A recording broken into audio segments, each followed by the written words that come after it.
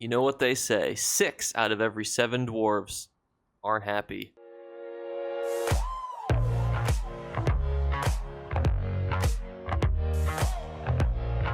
What's going on, YouTube? So today we have an exciting update. One, obviously, Team Yensa won, which means you're able to go into the Crown Store and claim your free item if you are a Necrom owner.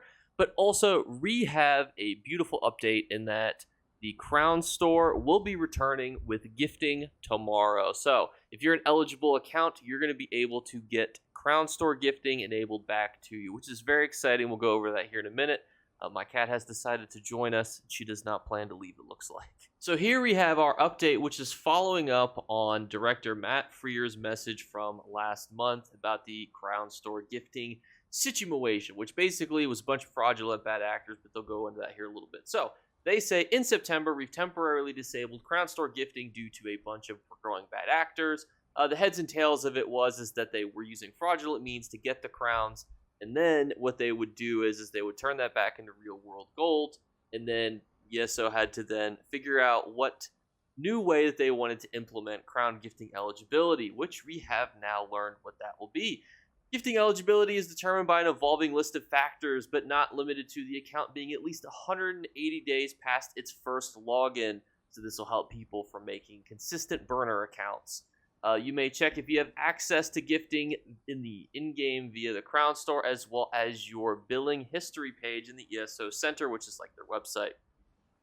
If you have access to Crown Store gifting, you will see the Allow Crown Store gifting in your billing history. If you try to send a gift via the in-ground Crown Store and do not have access, you will see gifting locked pop up as a message. Please note that we are exploring better ways to display this in the game, as well as an updated gifting tutorial, which is also kind of nice. And because they plan to do this kind of automatedly, if you do not have access to the Crown Store gifting after it is re-enabled on October 11th, which is tomorrow, and you wish for a review of your account, please visit theelderscrollsonline.com and submit a ticket. Please choose billing, purchase code, and then platform. I have a question about a sale/offer, and I want to send gift items from this account. We appreciate everyone's understanding and patience. I know that I have been very worried about this taking so long, and I'm very happy that it's come back even before Update 40. And while we prioritize the Crown Gifting Store player experience, we are dedicated to continue to explore ways to make this better and reduce the fraudulent activity in ESO. Thanks again for being part of our community and your combined efforts. So here's the big takeaway, though, too. So in along with everything, I know people will say Crown Store gifting is insignificant. It's one piece of ESO that I may or may not participate in. I totally understand that.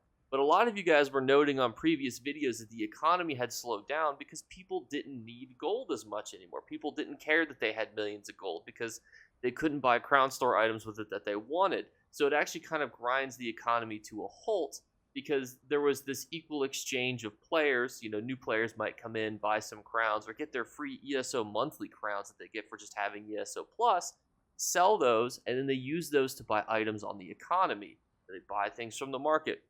And when this had stopped, there was a noticeable decrease in the actual activity on the ESO market. And I think that's the big piece for me that I wanted to make sure that they addressed, because when you have situations where the ESO economy starts to stall, you have people making less money. When you have people making less money, they can't do as much content as they want to do because they can't buy supplies, gear, and things to do it. It just kind of makes things overall a bit more difficult. So that's why I'm glad to see this re-enabled. I don't think it'll have impacts on every single player. It's not the most impactful thing ever. But I do think that people sometimes underestimate how important it is to be able to gift crowns in the Crown Store, just because of how essential it is to kind of fostering that endgame/new player economic kind of jumpstart. And also, too, knowing that you can buy any single item in the entirety of the Crown Store with gold, I think is just an overall great experience to come into. For example, if you wanted to be able to go out, get yourself a mount, if this would be 1,200 gold if you didn't have ESO Plus, or 1,200 crowns, excuse me, on Xbox today, that's only 120,000 gold. These are things that you can, easily, try to grind for and afford, especially when you look at some of the DLCs and upgrades and such. You look at a 1,500 DLC dungeon pack on Xbox and that's only 150,000 gold. It's not really a lot of grinding. If you want to be able to save your gold, save your your stuff, you're able to do so. But also as a new player, you might not have as much money or financial means. You're able to go out and buy these things. Now, obviously, on things like PC, this is significantly different. On console, it's much more different because the economies are so vastly different. PC has much more endgame players, so the actual price to buy with crowns is significantly higher because you have much more people who are looking to buy versus sell. And on console, it's a lot more equilibrium, I will say. So it's definitely pros and cons to either or. You can essentially walk into PC with your ESO Plus crowns and be a millionaire. Or if you're on console, you can basically buy every DLC you've ever wanted with gold, as well as pretty much anything you could want. Crown crates, you could buy mounts, DLCs, chapters, etc. And that's why I like it.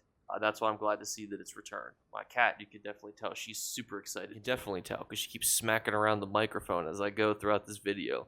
The one time she knocked over and turned some of the settings, which is terrifying because then you have to re-record the whole thing, or else you have like this terrible echo because if you touch the reverb on your microphone settings, it makes it all cattywampus. But dear friends, that's going to be the update for this video. That's what's coming back to the Elder Scrolls Online starting October 11th. So just absolutely ecstatic to see it return. I'm very happy that they were able to come to some sort of solution quickly, and just excited that the economy will probably go back to its stimulated state, especially before we've got the next double XP event and we've got Update 40, both of which are around the corner. So very excited for that. And if you would like to enter on our 3 giveaway drawings, we do 3 giveaway drawings every single month.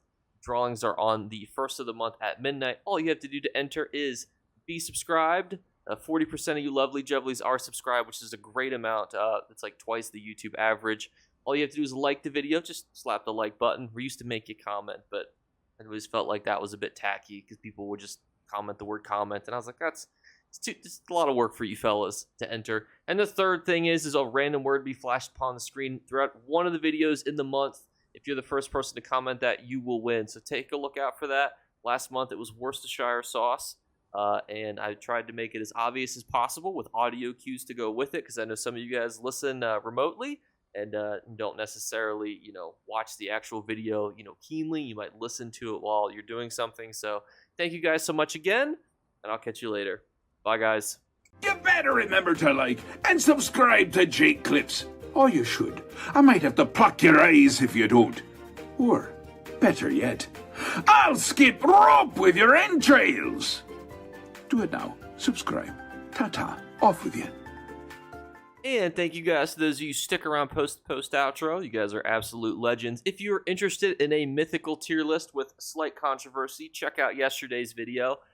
There are some changes that I potentially would have made in retrospect. Just because it's funny because I thought that there were mythicals that I personally used, like Death Dealer's Fate, where I was like, I'm going to put this too highly because I personally use it too much. And then I ended up rating it lower than most people would have. So there's a couple funny situations like that. But overall, I think it's a good idea as to which mythicals do what type of content they're for. Even though, some of them might be rated higher or lower by some people. I always think it's important just to say, this is used for this is used for that.